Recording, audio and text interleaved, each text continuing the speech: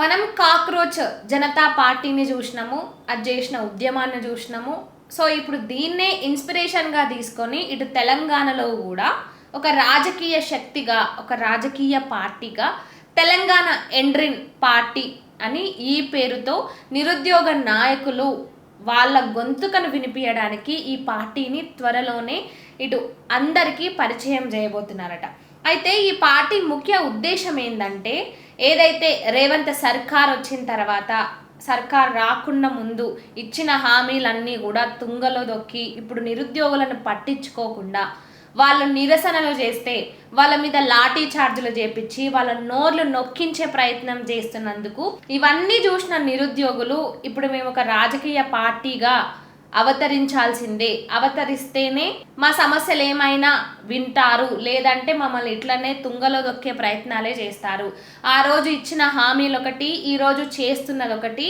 రీసెంట్గా రేవంత్ రెడ్డి మాట్లాడుతూ నిరుద్యోగుల గురించి, నిరుద్యోగుల నిరసనల గురించి మాట్లాడుతూ కొన్ని మాటలు అన్నాడు. అవేంటంటే, మీరు ఒర్లిన పొర్లు దండాలు పెట్టిన, ఎండ్రిన్ దాగి బావిలో దూకి సచ్చిన ఉద్యోగాలు, పోలీసు ఉద్యోగాలు ఇంతకంటే ఎక్కువ నోటిఫికేషన్లు ఇవ్వడం సాధ్యం కాదు అని మాట్లాడాడు. మరి ఆ రోజు గెలిచే ముందు ఇచ్చిన హామీలు అప్పుడు తెలవలేదా రాష్ట్ర పరిస్థితి ఇట్లుందని, ఉద్యోగాలు వేయలేమని? ఆ రోజు అన్ని బూటకపు హామీలు ఇచ్చి ఈ రోజేమో ఏం చేసినా ఉద్యోగాలు రావు, ఏం చేసినా నోటిఫికేషన్లు వేయలేము, మీరు జావండి. రైతుల విషయం మాట్లాడితే రైతులని అదే విధంగా మాట్లాడతారు. ఉద్యోగాల విషయానికి వచ్చేసరికి ఉద్యోగులను, నిరుద్యోగ యువతను ఈరోజు ఇంత ఎటకారంగా వ్యంగ్యంగా మాట్లాడుతున్న రేవంత్ రెడ్డి ఆ రోజు ఎందుకు ఇదే ఎటకారంగా వ్యంగ్యంగా మాట్లాడలేకపోయిండు? ఆ రోజు ఎందుకు ఫేక్ ప్రామిస్లు చేసిండు? ఆ రోజు ఎందుకు ఉద్యోగులందరికీ కూడా ప్రతి ఏటా 2 లక్షల ఉద్యోగాలు, ప్రతి ఏడాది జాబ్ క్యాలెండర్లు, పోలీస్ ఉద్యోగాలు వచ్చేసరికి, కానిస్టేబుల్ ఉద్యోగాలు వచ్చేసరికి 20,000 పోలీస్ కానిస్టేబుల్ ఉద్యోగాలు, అదేవిధంగా మెగా డిఎస్సి నోటిఫికేషన్లు, గ్రూప్ 1, గ్రూప్ 2 ఇవన్నీ చేస్తామని ఆ రోజు హామీ ఎందుకు ఇచ్చినట్టు? ఆ రోజు హామీ ఇచ్చినందుకే కదా యువత అంతా కూడా తమ భుజాన వేసుకొని కాంగ్రెస్ పార్టీని గెలిపించింది తెలంగాణలో.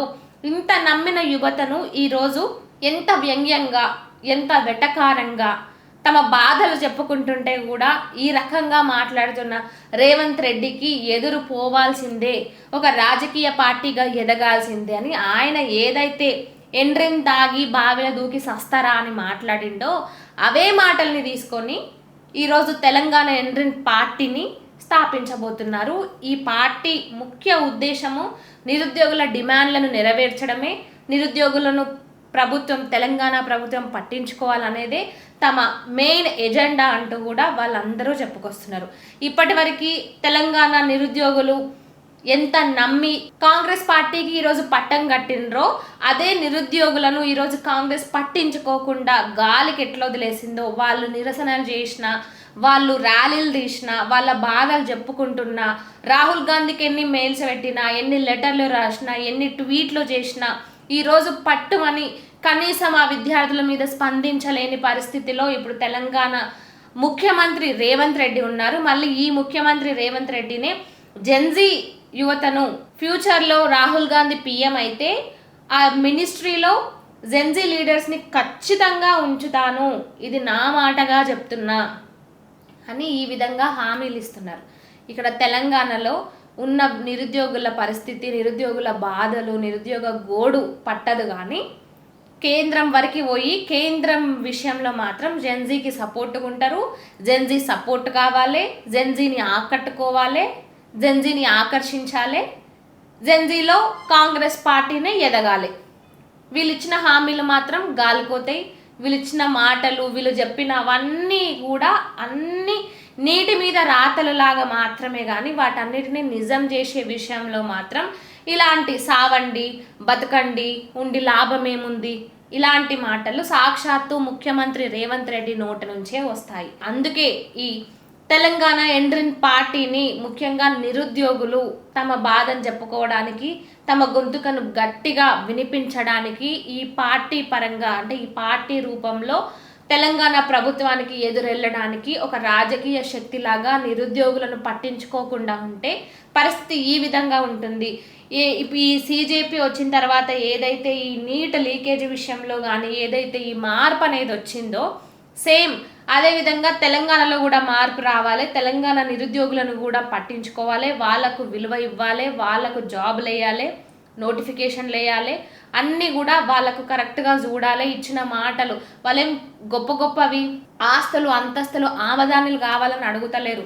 వాళ్ళకి ఇప్పటికీ ఇటు దిల్సుఖ్ నగర్లో కానీ ఇలా హైదరాబాద్లో చాలా చోట్ల ఇప్పటికీ కూడా జాబ్ నోటిఫికేషన్లు పడతాయి, జాబ్ కొట్టాల్సిందే అని ఇంటికి కూడా పోలేక, ఇంట్లోకి కూడా ముఖం చూపించుకోలేక హైదరాబాద్లో హాస్టల్స్లో ఉంటూ స్టడీ హాల్స్ చుట్టూ తిరుగుతూ కోచింగ్ సెంటర్ల చుట్టూ తిరుగుతూ ఈ రోజుకు కూడా బిక్కుమంటూ తెలంగాణ నిరుద్యోగులంతా కూడా ఉద్యోగాల కోసం 1000 కళ్ళతో ఎదురు చూస్తున్నారు. వాళ్ళ పొట్టను కొట్టే విధంగా, వాళ్ళను బాధ పెట్టే విధంగా అప్పుడొక మాట ఇచ్చి ఇప్పుడొక రకంగా మాట్లాడుతున్న తెలంగాణ కాంగ్రెస్ సర్కార్ను అనగదొక్కాల్సిందే, గద్దె దించాల్సిందే అనే ఒక నినాదంతో ఈ తెలంగాణ ఎండ్రిన్ పార్టీ ముందుకు రాబోతుందని, వాళ్ళ డిమాండ్లన్నీ కూడా నిరుద్యోగులకు సంబంధించినవేనని ఆ పార్టీ నాయకులు ప్రకటిస్తున్నారు. సో ఈ పార్టీ గురించి మీరేమంటారు? నిజంగానే సీజేపీ కేంద్రంలో తీసుకొచ్చినంత మార్పు ఈ పార్టీ తెలంగాణలో తీసుకొస్తుందంటారా? దీనిపై మీరేమంటారు? కామెంట్ రూపంలో చెప్పండి.